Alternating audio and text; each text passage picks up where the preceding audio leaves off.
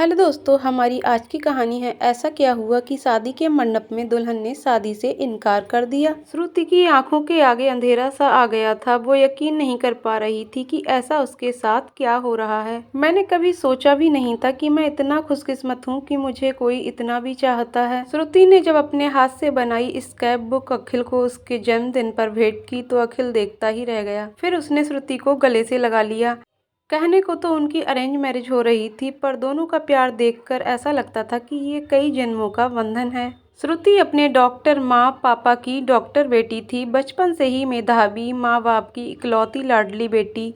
उसके पापा का सपना था कि वो भी डॉक्टर बने। उसने भी अपने पापा का सपना पूरा किया। श्रुति की शादी लायक उम्र हुई तो माँ पापा ने सुयोग्य वर देखना शुरू कर दिया। उसके पिता की यही इच्छा थी कि लड़का भी डॉक्टर हो ताकि वो इस पेशे की व्यस्तता को समझ सके। एक मैट्रिमोनी साइट पर श्रुति और उसके पिता ने अखिल का प्रोफाइल देखा। अखिल भी डॉक्टर था और उसकी भी यही इच्छा थी कि उसकी होने वाली हमसफर भी इसी प्रोफेशन से जुड़ी हो। अखिल के बारे में पूरी जानकारी करने के बाद श्रुति के पापा ने मिलने का प्रोग्राम बनाया। अगले ही दिन अखिल और उसके घर वाले श्रुति के शहर भोपाल आ गए। अखिल का परिवार इंदौर का जाना माना परिवार था। श्रुति ने अखिल से बात की तो वो उसे बहुत ही सुलझे हुए विचार का लड़का लगा। वो भविष्य में अपना खुद का हॉस्पिटल खोलना चाहता था। साथ ही ऐसी हमसफर चाहता था जो जिंदगी के हर सफर में उसका साथ दे, एक दोस्त की तरह। श्रुति और उसके परिवार को अखिल पसंद आया और अखिल और उसके परिवार को भी श्रुति पसंद आ गई। अगले महीने दोनों की सगाई की तारीख भी निकल गई। श्रुति और अखिल की बातचीत का सिलसिला शुरू हो गया। दोनों कम ही समय में एक दूसरे को पसंद करने लगे। विक्रम जी ने अपनी बेटी श्रुति की सगाई का समारोह बड़े धूमधाम से किया। आखिर श्रुति उनकी इकलौती बेटी जो थी। सब लोग श्रुति और अखिल की जोड़ी को सराह रहे थे। बिल्कुल मेड ऑफ ईच अदर वाला जोड़ा लग रहा था।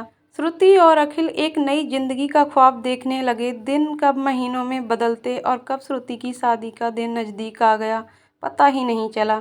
इसी व्यस्तता के बीच एक कशमकश विक्रम जी के दिल में थी। अखिल के पिताजी के मेहमानों की लिस्ट बढ़ती ही जा रही थी, साथ में रीति रिवाज के नाम पर दिए जा रहे नेक की भी। पर हर कोई अपने बच्चों की शादी के लिए ये सपने देखता है, ये सोचकर विक्रम जी ने कुछ नहीं कहा और शादी की तैयारियों में जुटे रहे। आखिर शादी का दिन आ ही गया। बारातियों का स्वागत बहुत ही धूमधाम से किया गया, पर विक्रम जी अखिल के पिताजी के चेहरे की सलवटों को देखकर परेशान थे। थोड़ी ही देर बाद अखिल के पिताजी ने विक्रम जी से कुछ बात की। उनका चेहरा मुरझा सा गया। श्रुति, आज तो अखिल जीजू गए, तू किसी अप्सरा से कम नहीं लग रही। लगता है हमें हाथों में पानी लेकर खड़ा होना पड़ेगा ताकि अखिल जीजू तुझे देखकर जब बेहोश हो जाएं तो हम होश में ला पाएं उन्हें। श्रुति की सहेलियां श्रुति को छेड़े जा रही थीं। थोड़ी देर में वो सब बारात के स्वागत के लिए नीचे चली गईं। श्रुति कमरे में अकेली थी।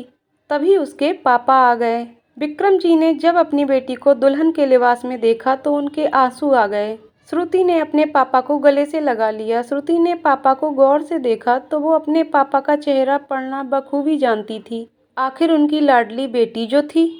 पापा, आप इतने परेशान लग रहे हैं, क्या बात है? आप बताइए मुझे।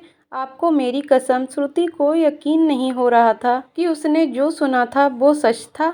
अखिल के पापा ने कहा कि वो शादी के फेरे तब तक नहीं दिलवाएंगे जब उन्हें 50 लाख रुपए कैश और एक बड़ी गाड़ी नहीं दी जाएगी। मगर ऐसा क्यों कह रहे हैं वो? अखिल के घर वालों को तो किसी बात की कोई कमी नहीं। पापा, लगता है कोई गलतफहमी हुई है। आप एक बार मेरी अखिल से बात करवा दीजिए। श्रुति की आंखों में आंसू आ गए। थोड़ी ही देर में अखिल श्रुति के सामने खड़ा था। श्रुति ने अखिल से सवाल किया, श्रुति देखो, ये तुम्हारे और मेरे फ्यूचर के लिए ही तो है। आखिर तुम तुम्हारे मम्मी पापा की इकलौती बेटी हो, इतना तो वो करेंगे ही हमारे लिए। मैं जल्द ही अपने हॉस्पिटल के सपने को शुरू करना चाहता हूँ, बस शादी खत्म होने दो। हम स्विट्जरलैंड हनीमून के लिए निकलेंगे। It's not a big deal. Akhil के मुंह से ये शब्द निकल रहे थे और श्रुति जड़बत हो गई थी। उसकी आंखों के आगे अंधेरा छा गया। दहेज, न जाने कब तक लड़कियां इस दहेज की बलिवेदी पर चढ़ती रहेंगी। वो जानती है ये एक ऐसी भूख है जो कभी शांत नहीं होती। सुरसा का मुंह है जो बढ़ता ही चला जाएगा। कल कोई और थी, आज वहाँ श्रुति खड़ी है। नहीं, वो अपनी बलि नहीं चढ़ाएगी। श्रुति, श्रुति, तुम समझ नहीं रही हो मैं क्या कह रहा हूँ। It's not about me, it's about us.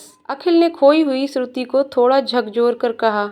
अखिल, जो तुम कह रहे हो मैं समझ रही हूँ, वो बिल्कुल अच्छे तरीके से। जरूरी है कि मेरा फ्यूचर सिक्योर हो, श्रुति ने कहा तो अखिल के चेहरे पर मुस्कान आ गई। श्रुति को गले लगाने ही वाला था कि श्रुति ने कहा, रुको, ये मेरे फ्यूचर के बारे में है तो मैं अपना फ्यूचर सिक्योर कर रही हूँ तुमसे शादी ना करके।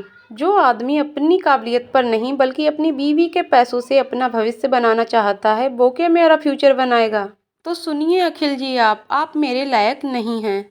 तो जितनी जल्दी अपनी पलटन ले जा सकते हैं लेकर निकल जाइए। और हाँ, मैंने ये सारी बात अपने मोबाइल पर रिकॉर्ड कर ली है, तो अब आप ये पैसे की डिमांड पुलिस चौकी में करिएगा।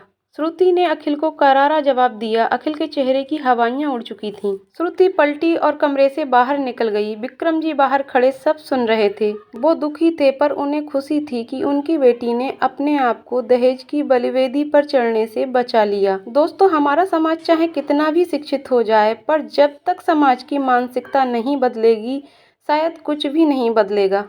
न जाने कितने परिवार हैं जो दहेज की बलिवेदी पर चढ़ गए। समाज क्या कहेगा, इस डर ने न जाने कितने परिवारों को बर्बाद कर दिया।